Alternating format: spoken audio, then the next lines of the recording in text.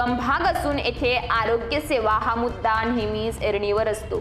जव्हार शहरातील 100 खाटांच्या पतंगशहा उपजिल्हा रुग्णालयावर मोखाडा, विक्रमगड, वाडा हे तालुके तसेच डहाणू तालुक्यातील काही भाग अवलंबून आहेत। शिवाय याच उपजिल्हा रुग्णालयातील वैद्यकीय अधीक्षक डॉक्टर रामदास मराड यांची वर्णी पालघर येथील जिल्हा सल चिकित्सकपदी लागल्याने येथे पूर्णवेळ वैद्यकीय अधीक्षकासह 27 पदे रिक्त असल्याने उपलब्ध डॉक्टर कर्मचाऱ्यांवर रुग्णसेवा देताना अतिरिक्त कामाचा ताण येऊन आरोग्य सेवेवरही परिणाम होत आहे।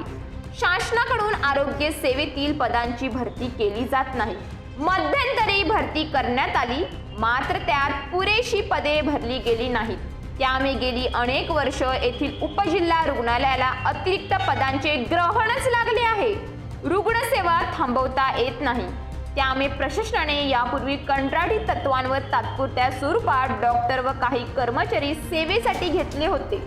पतंगशहा उपजिल्हा रुग्णालयाचे कामकाज चालवताना वैद्यकीय अधिकारी कर्मचारी यांना तारेवरची कसरत करावी लागत आहे। या रुग्णालयात प्रसूती व स्त्रीरोग तज्ञ, सर्जन, फिजिशियन्स, अस्थिरोग तज्ञ, नेत्ररोग तज्ञ, सोनोग्राफी तज्ञ तसेच भूल तज्ञ आणि दंतरोग तज्ञ ही पदे रिक्त असल्याने रुग्णसेवा देताना मर्यादा येऊन रुग्णांना पुढील उपचारासाठी नाशिक, सेलवासा, ठाणे येथे पाठवले जाते। उपचारासाठी येणाऱ्या रुग्णांची संख्या मोठी असते। त्या रुग्णांना सेवा देण्यासाठी आवश्यक प्रमाणात डॉक्टर, आरोग्य कर्मचारी असणे गरजेचे असताना वर्षाहून अधिक काळ पुरेसा स्टाफ उपलब्ध होऊ शकला नाही। सध्या उपजिल्हा रुग्णालयाकडे 107 मंजूर पदे आहेत, त्यातील 27 विविध पदे रिक्त आहेत।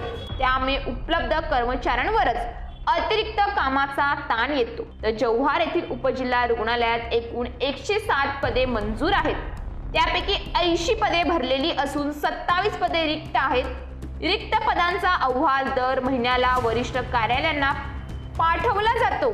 मंजूर असलेली पूर्ण पदे भरलेली नाहीत। उपलब्ध कर्मचारी आणि काही कंत्राटी कर्मचारी यांच्यावर कामकाज सुरू आहे, असे उपजिल्हा रुग्णालय जव्हार येथील प्रभारी वैद्यकीय अधीक्षक डॉक्टर भरत कुमार महाले म्हणाले।